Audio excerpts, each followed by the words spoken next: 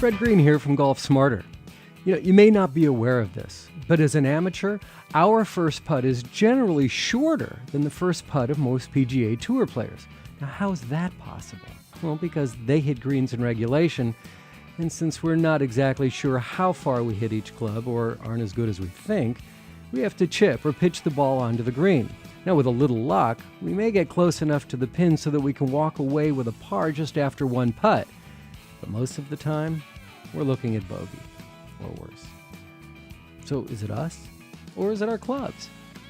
This week on episode number 475 of the Golf Smarter podcast, Terry Kaler, CEO of the all-new Ben Hogan Golf Equipment Company, shares what happened at the PGA Merchandise Show last month when his new line of clubs were introduced, and what kind of reaction he received from the pros, retailers, and the press.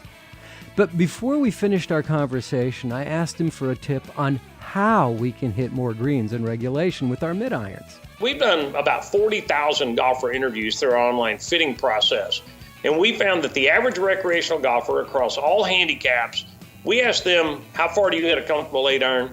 How far do you hit a maximum 8-iron? And its average is about 7 yards different.